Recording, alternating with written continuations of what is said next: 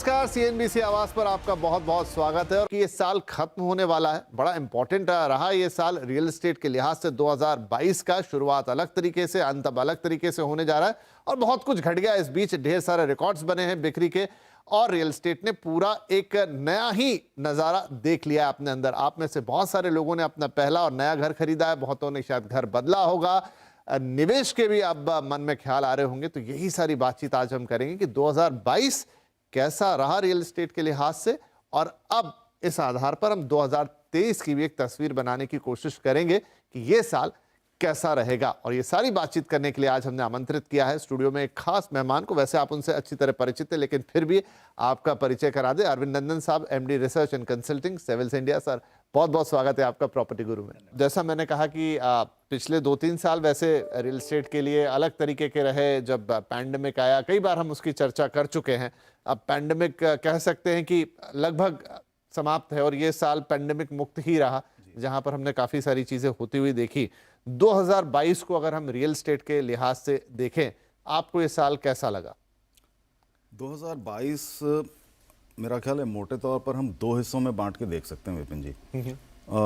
और वो 2 हिस्से बड़े आसान से 2 हिस्से हैं। आप पहला हाफ साल का ले लें और दूसरा हाफ जो अब खत्म होने पे है जी। तो जो पहला हाफ है उसकी जब शुरुआत हुई थी तो एक थर्ड वेव की सडनली एक मेरा ख्याल एक स्केयर पैदा हुई थी, लेकिन वो फिर बड़ी जल्दी सबसाइड हो गई।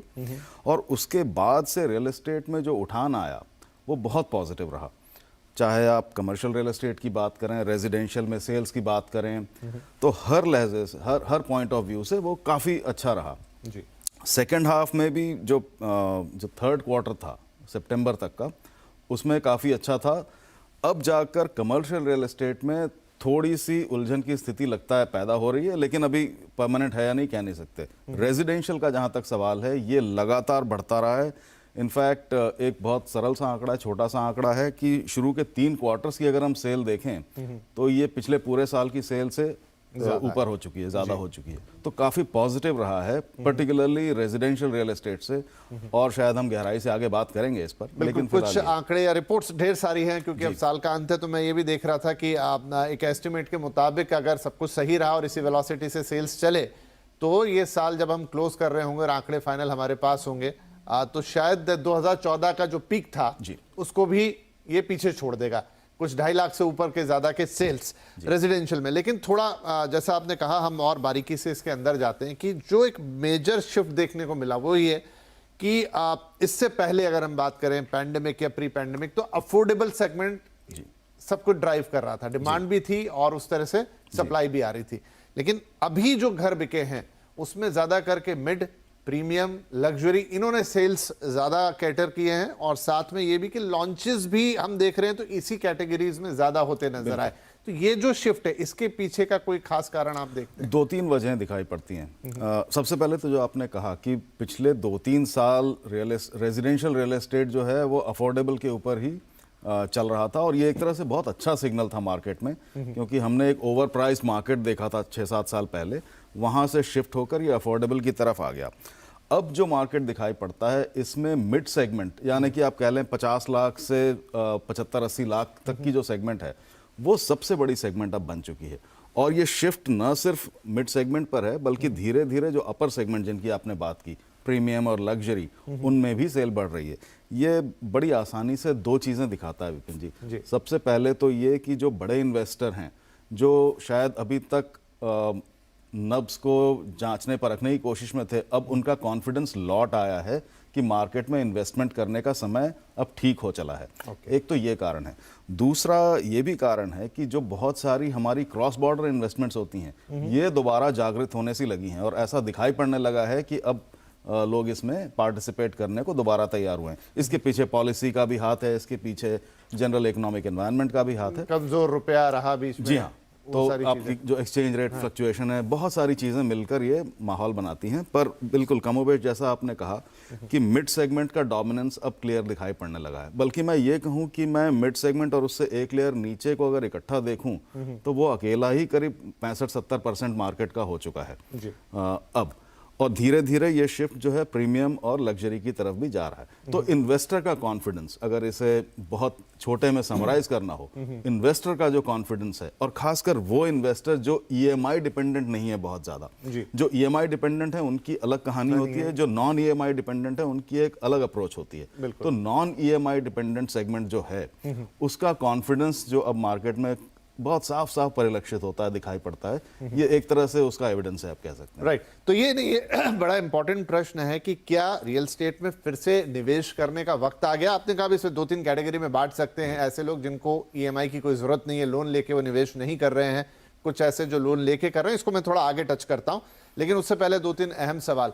एक इंपॉर्टेंट फिगर और है जो देखने में आया रिपोर्ट्स के अंदर, वो ये कि जो सेल्स हुई हैं उनकी 50% से ज्यादा जो सेल्स आई हैं वो ब्रांडेड कंपनियों से आई है। यानी जिस शिफ्ट की हम बात करते थे कि रेरा आएगा तो फ्लाई बाय नाइट ऑपरेटर्स हटेंगे, ज्यादा करके जो बड़ी कंपनियां हैं या फिर जो ब्रांडेड या लिस्टेड कंपनियां हैं उनका एक प्रभुत्व आएगा, और शायद वो अब परिलक्षित भी हो रहा है नंबर्स में। क्या आप मानते हैं कि ये एक पूरा चेंज है जो हमें शायद हो सकता है 4-5 साल में दिखता, लेकिन पैंडेमिक के कारण जल्दी दिखने लगा? देखिए, ये बिल्कुल ये एक सीक्वेंस ऑफ इवेंट्स है, या कह सकते हैं चेन ऑफ इवेंट्स हैं, जो धीरे धीरे भारत के रियल एस्टेट मार्केट को मैच्योरिटी की तरफ ले जा रही हैं, और ये दिखाई पड़ रहा है। रेरा एक बहुत अहम वाटरशेड मोमेंट था, आप कह सकते हैं। रेरा से मार्केट में जो अनवांटेड या डिसऑर्गेनाइज्ड एलिमेंट्स थे वो धीरे धीरे एलिमिनेट होने लगे। उसके बाद जैसे जैसे फाइनेंशियल मार्केट की क्लींजिंग हुई है, जो फाइनेंशियल इनेबलर्स हैं उनकी क्लींजिंग हुई है, तो अब नेचुरली जो बायर है वो उन प्रोडक्ट्स की तरफ जाता है या जाता हुआ दिख रहा है जो कि स्टैंडर्डाइज प्रोडक्ट बेचते हैं। अब रियल एस्टेट में स्टैंडर्डाइज प्रोडक्ट बहुत ज़्यादा नहीं होते, क्योंकि हर साइट अलग होती है, हर एनवायरनमेंट अलग होता है, लेकिन ब्रांडिंग जो है वो काफ़ी हद तक उस कमी को पूरा करती है। तो ब्रांडेड डेवलपर्स आपको एक तरह की गारंटी देते हैं या एक तरह का आश्वासन देते हैं कि आपको प्रोडक्ट में बेसिक एमिनिटीज़ जो हैं वो बिल्कुल ठीक मिलेंगी, आपको कई चीज़ों की जो शिकायतें हैं वो नहीं आएंगी तो उनको एड्रेस किया जाएगा, या अथॉरिटीज़ के पास आप जाकर उन्हें एड्रेस करा सकते हैं। तो ये अश्योरेंस जो है प्रोडक्ट में कॉन्फिडेंस दिखाता है। और जैसे जैसे भारत का मार्केट रेजिडेंशियल का मैच्योर हो रहा है, प्रोडक्ट में कॉन्फिडेंस बढ़ रहा है, नेचुरल है कि आप ब्रांडेड प्रोडक्ट्स की तरफ जाएंगे। इसका एक और दूसरा पहलू है जो शायद आगे दिखाई पड़ेगा, मैं एक तरह से आप कह सकते हैं फोरकास्ट कर सकता हूँ, कि जो प्राइवेट इक्विटी की इन्वेस्टमेंट आती हैं या आने वाली हैं, ये ज़्यादातर रेजिडेंशियल ब्रांडेड रेजिडेंशियल प्रोडक्ट्स की तरफ जाएंगी, और उसमें कई सेगमेंट हो सकते हैं। रेंटल हाउसिंग हो सकती है, स्टूडेंट हाउसिंग हो सकती है, सीनियर लिविंग हो सकती है, रेजिडेंशियल के ही कई प्रकार हैं ये। तो अब अगला पहलू जो दिखाई पड़ना चाहिए हमें वो ये होना चाहिए कि जो बड़ी इन्वेस्टमेंट्स आती हैं, प्राइवेट इक्विटी की आती हैं, वो भी इनकी तरफ जाएंगी। तो मैं समझता हूँ बिल्कुल हमारी जो ट्रेन है, जो गाड़ी है, सही दिशा में जा रही है कि अब हम ब्रांडेड प्रोडक्ट्स की तरफ ज़्यादा आकर्षित हो रहे हैं, और एक तो तरह से इससे पूरी इकोनॉमिक साइकिल कंप्लीट हो जाएगी। लोग जो एंड कंज्यूमर्स हैं उनको अच्छी चीज, जैसा आपने कहा, वक्त पे डिलीवरी और ये तमाम चीजें, और मार्केट क्लीन रहेगा। और दूसरा वो रहेगा तो उसका जो आफ्टर इफेक्ट कह लीजिए, या उसका जो एक प्लस पॉइंट है, वो ये है कि यहाँ पर फॉरेन इक्विटी आती हुई हमको अच्छी क्वालिटी की इन्वेस्टमेंट्स इसमें आती हुई दिखाई देंगे, जो रियल एस्टेट सेक्टर के लिए अच्छा है, खरीदारों के लिए भी और घर बनाने वालों के लिए भी।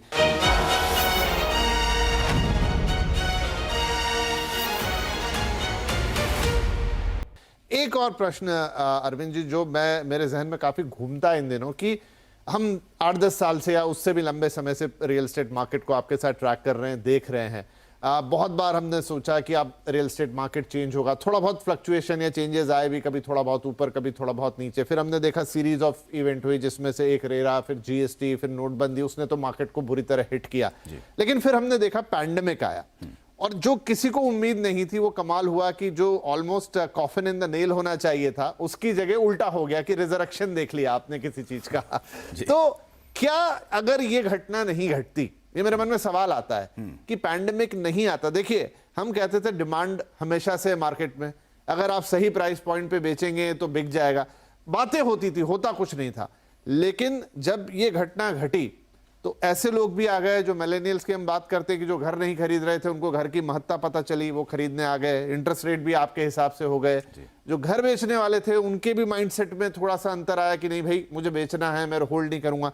तो ये सब कुछ ट्रिगर हुआ। अगर ये ना होता तो क्या हम ये सारी बातचीत ना कर रहे होते? ये बड़ा कठिन है कहना कि क्या होता तो क्या होता या क्या ना होता। नहीं, मतलब ये पैंडेमिक अगर ना आता, हाँ। वहां से जो माइंडसेट चेंज हुआ, खरीदार का भी, बनाने वाले का भी, बेचने का भी, फिर इनेबलर्स आ गए कि इंटरेस्ट रेट थोड़े से सॉफ्ट हो गए, या गवर्नमेंट ने कुछ अपनी तरफ से इंसेंटिव्स दे दिए, सब एक साथ क्लब हुआ। तो ये एक ऐसी क्या कहूं भौगोलिक घटना घट गई जो ब्रह्मांड में ना घटती तो फिर हम ये हम कह सकते हैं बिल्कुल कि देखिए, वैसे तो मार्केट धीरे धीरे इस रियलाइजेशन पे आ गया था कि वो एक खास तरह के प्रोडक्ट्स और बहुत ऊंची प्राइसिंग पर सस्टेन नहीं करता। और वो पैंडेमिक के 2-3 साल पहले से वो करेक्शन हो रही थी, लेकिन वो बहुत प्रबल नहीं थी या बहुत प्रमुखता से दिखाई नहीं पड़ती थी। जैसा आपने कहा, पैंडेमिक ने आकर एक तरह से पूरे मार्केट के सारे प्लेयर्स की चूलें हिला दी जी। तो जितना भी डाउट बचा था मन में कि प्रोडक्ट कैसा होना चाहिए, किस सेगमेंट में होना चाहिए, जो ना खरीदने वाले हैं उन्हें खरीदना चाहिए कि नहीं खरीदना चाहिए, ये सारे डाउट्स एक तरह से उसने बिल्कुल क्लियर कर दिया, शीशे की तरह साफ हो गया। और उसके ऊपर से आया पॉलिसी एनवायरनमेंट जिसने ये रियलाइज़ किया कि सपोर्ट देने की ज़रूरत है। तो भले हमारे सेंट्रल पॉलिसी के रोल रहे हों, स्टेट गवर्नमेंट ने जो स्टैम्प ड्यूटी में रिडक्शन किए, रिडक्शन दिए, फिर उसके बाद जो हमारी मॉनेटरी पॉलिसी है उसने सपोर्ट दिया। 4% पर हमने 1.5 साल तक इंटरेस्ट रेट्स को होल्ड किया, जिसकी वजह से हमारी जो लेंडिंग रेट है होम लोन की वो बहुत माकूल हो गई, 6% के आसपास थी अगर आप देखें साल भर पहले भी। बिल्कुल। तो इन सब ने मिलकर जो डिमांड साइड था उसे काफ़ी सपोर्ट दिया है, और डिमांड साइड वैसे भी तैयार था लेकिन उसको माकूल माहौल मिलता नहीं था। जब आपने दे दिया और मार्केट में इन्वेंट्री तो वैसे भी थी, तो उसने जाकर उसमें पार्टिसिपेट करना शुरू किया, और जब उसने शुरू किया तो सप्लाई साइड का हौसला और बढ़ गया। अब ये अलग पहलू है कि सप्लाई साइड की मुसीबतें भी बढ़ गई हैं इन्फ्लेशन बढ़ने से और तमाम, पर वो अलग। लेकिन मजेदार बात ये देखिए कि इंटरेस्ट रेट आपने कहा 6%, अब ऑलमोस्ट हम वहां से 2% या +2% का जम देख चुके हैं, जो सिग्निफिकेंट होता है। लेकिन बावजूद उसके सेल्स आ रहे हैं, कीमतें भी across the board due to inflationary pressure कह लीजिए, रॉ मटेरियल महंगाई है, वो 5 से 7% सबने बढ़ाई है, भले रीजनेबल बढ़ाई है लेकिन बढ़ाई है।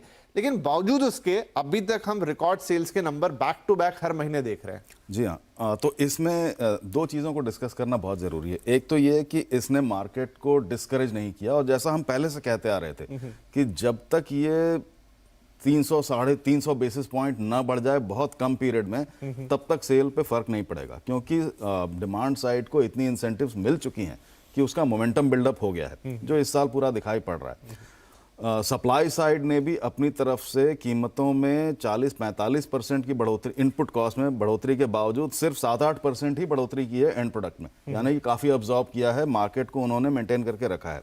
तो ये तो एक पार्ट हुआ। जो दूसरा पार्ट है जिस पर हम पहले भी शायद बात कर चुके हैं कि अब अगर हमारा इंटरेस्ट रेट बढ़ता गया जी, और कहीं इसने 9.5-10% टच कर दिया, तो हम वहां पहुंच जाएंगे जहां हम आज से 12-13-14 साल पहले थे, जब 11.5-12% पर लेंडिंग होती थी होम लोन की, और वो शायद बहुत मुनासिब नहीं होगा। लेकिन वो अभी दूर की कहानी है, बल्कि मैं तो कहता हूं पॉजिटिविटी ये है कि कल के जो आंकड़े आए हैं अभी, उसमें हमारी जो रिटेल इन्फ्लेशन है वो वापस आरबीआई की टॉलरेंस रेंज के अंदर आ चुकी है। बिल्कुल। तो शायद वो दिन ना देखना पड़े। तो पहला हिस्सा तो ये है कि कीमतें बढ़ी, जो भी हुआ, लेकिन एक कंट्रोल के अंदर था और डिमांड साइड उससे कहीं डिस्करेज होकर भाग नहीं गई। अब दूसरा हिस्सा जिस पर फोकस करने की ज़रूरत है वो ये कि अब ये गाड़ी बहुत ज़्यादा आगे ना बढ़े, जहाँ है इसे आप मेंटेन करें तो ये सेल जो है ये आपकी बनी रहेगी।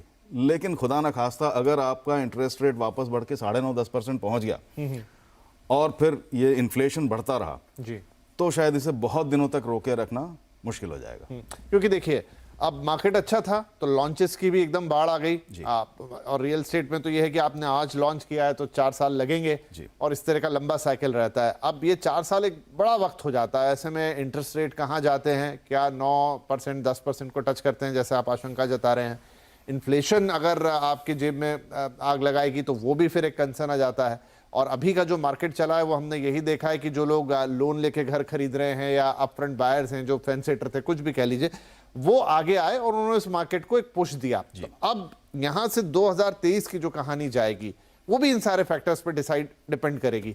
आपका प्रेडिक्शन क्या कहता है कि क्या हम ऐसे ही चलते रहेंगे, 19-20 थोड़ा बहुत आगे पीछे होंगे, या फिर कुछ फैक्टर्स हैं जिनके ऊपर अब बहुत कुछ निर्भर होगा? जितने अच्छी तरीके से हमने एक कमबैक देखा था, शायद एक फुल स्टॉप भी लगता हुआ देखें। नहीं, फुल स्टॉप लगता हुआ तो नहीं देखता हूँ मैं। मुझे ऐसा लगता है कि हम बहुत अच्छे मोमेंटम पे आ चुके हैं मार्केट में, और ये शायद बिगड़ेगा नहीं जब तक कि कोई बहुत बड़ी अनदेखी घटना ना हो जाए। अनदेखी घटनाएं दो हुई हैं पिछले 2-3 सालों में। एक तो पैंडेमिक, हम सब जानते हैं। दूसरा जो यूरोप में इस साल युद्ध छिड़ गया और उसने धीमे धीमे करके बहुत सारे डिसरप्शंस पैदा किए। ये दोनों ही एक तरह से अनदेखी घटनाएं थी, लेकिन मार्केट ने इन सब चीज़ों को फैक्टर इन कर लिया है अब। और उसके बावजूद हमारी, आप इस साल देखें तो सेल हर क्वार्टर में करीब 85-86 हज़ार यूनिट्स की है टॉप 6 सिटीज़ के अंदर जी। कलकत्ता को भी अगर मिला लें तो 88-89 हज़ार के आसपास की सेल होती है। और अब अगर इससे बहुत नीचे मार्केट को जाना होगा तो कोई बहुत बड़ी घटना या दुर्घटना होगी तभी जाएगा।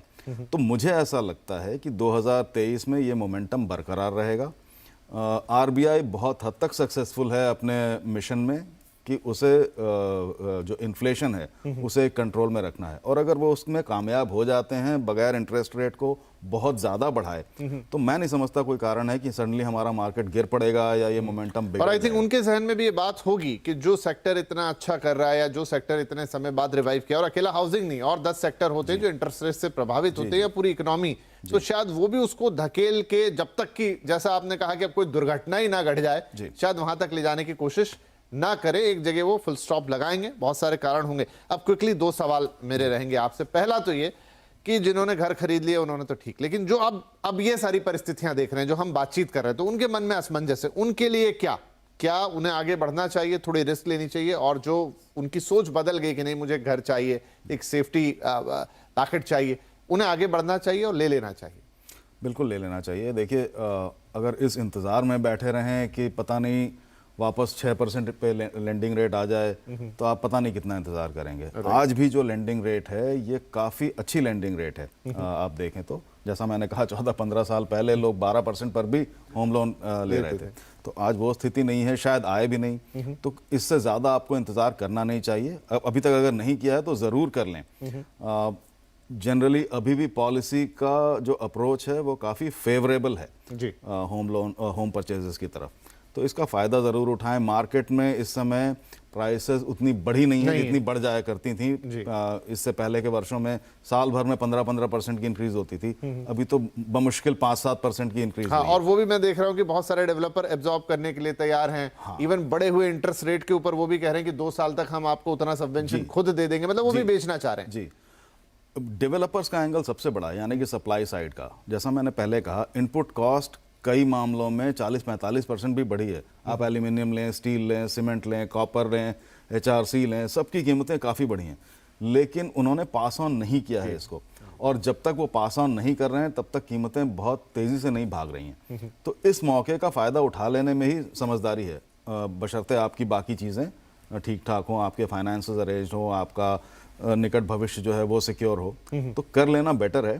क्योंकि अगर आप कहीं रुके रहे 6-8 महीना और उसके बाद फिर कहीं स्थिति कंट्रोल से बाहर गई तो इंतजार और लंबा हो जाएगा। ठीक है जी, आखिरी सवाल, और वो ये कि क्या, जिसका हमने पहले भी जिक्र किया कि घर खरीदना तो एक बात हुई, लेकिन बहुत सारे लोगों के अब सवाल आ रहे हैं। मैं देखता हूँ प्रॉपर्टी गुरु में जब हम लेते हैं तो बहुत सारे लोग पूछ रहे हैं कि क्या मैं निवेश करूं, ये मैं खरीदना चाहता हूं। तो आपने शुरू में 2 कैटेगरी अलग अलग बता दी, लेकिन क्या निवेश करने का वक्त आ गया रियल एस्टेट के अंदर? निवेश करने के पॉइंट ऑफ व्यू से भी मैं समझता हूं जब कीमतें कंट्रोल में हों तो ज़्यादा अच्छा होता है। हमें ये नहीं पता होता कि किस समय के बाद कीमतें बहुत तेज़ी से भागेंगी, और शायद आप उस समय अगर उसको पकड़ने जाएं तो पकड़ ना पाएं। तो जिस वक्त कीमतें बॉटम आउट होने के बाद से थोड़ी थोड़ी उठने लगी हैं, वो सबसे अच्छा टाइम होता है। बॉटम पहचानना तो शायद किसी के बस का नहीं है संसार में, लेकिन जब उठने लगती हैं तब वो साइन डेफिनेटली क्लियर होता है। तो आज वो समय है, अगर आप इन्वेस्टर हैं, चाहे किसी भी कैटेगरी के इन्वेस्टर हों, प्रीमियम के हों, अफोर्डेबल के हों, तो इस समय इन्वेस्ट करना और उसका इंतज़ार करना 1-2 साइकिल से मेरा मतलब है 7 साल, 10 साल, 15 साल, वो समझदारी का फैसला होगा। आप इस फिराक में तो ना रहें जैसा हम पहले कहते थे कि आज इन्वेस्ट किया तो 3 साल बाद डबल हो जाएगा, फिर मैं हाँ, उसे वो बेच तो दूंगा। खैर अब शायद तो वो मिट्टी से सोना बनाने की कोशिश ना करें। हाँ हाँ, इन्वेस्टर भी समझ रहे हैं, लेकिन जो इन्वेस्टर बिल्कुल बाहर हो गए थे, इवन मैं आम लोगों की भी बात कर रहा हूँ, उनके मन में भी ये विचार अब दोबारा आने लगे कि मुझे अपना पैसा रियल एस्टेट में। बिल्कुल बिल्कुल। और अब तो देखिए इन्वेस्टर दो तरह के हैं, एक वो हैं जो रियल एस्टेट में हार्ड एसेट में इन्वेस्ट करते हैं, दूसरा रीट्स वगैरह भी हैं। हाँ हाँ, कुछ नए रीट्स आने वाले हैं, बिल्कुल, तो वहाँ पर भी इन्वेस्टमेंट तो आप मौका। दोनों तरह से कर सकते चलिए, क्योंकि बातचीत तो रियल एस्टेट पे ऐसी कि निकले तो आप घंटे वो बात करते रहिए। रीट्स आपने नया चीज दिया, इस पे तो पूरा एक एपिसोड और लगेगा। लेकिन हाँ, जो कि जिस चर्चा के लिए हम बैठे थे कि जरा देखें कि 2022 कैसा गया और यहाँ से 2023 की क्या तस्वीर बनेगी, तो आई थिंक वो बातचीत एक ठीक ठाक हमने कर ली है। तो बहुत शुक्रिया अरविंद जी, काफी अच्छी बातचीत है। आई होप कि दर्शकों को भी इस बातचीत से काफी ज्यादा समझने और जानने का मौका मिलेगा, क्योंकि ये एक बहुत बड़ा टर्निंग पॉइंट था जो हमने रियल एस्टेट में देखा। अब इसको जितना अच्छी तरह जान ले, समझ लें, उतनी ही एक क्लैरिटी से हमें दिखाई देगा कि आगे हमें क्या करना है, चाहे वो इन्वेस्टमेंट की बात हो, चाहे वो घर खरीदने की बात हो, या इनफैक्ट जिन्होंने घर खरीद भी लिए हैं हाल फिलहाल में, उनके भी मन में बहुत सारी दुविधाएं और सवाल होते हैं। तो आगे की क्या पिक्चर बन रही है वो यहाँ से साफ दिखाई देगी। तो सर, बहुत शुक्रिया and a very happy new year आपको भी, अग्रिम शुभकामनाएं। बिल्कुल। तो चलिए, इसी के साथ प्रॉपर्टी गुरु के स्पेशल एपिसोड को यहीं विराम देते हैं। रेगुलर एपिसोड्स में आपसे लगातार बात होगी, अगले हफ्ते फिर मुलाकात होगी। तब तक अपना ध्यान रखिए। नमस्कार।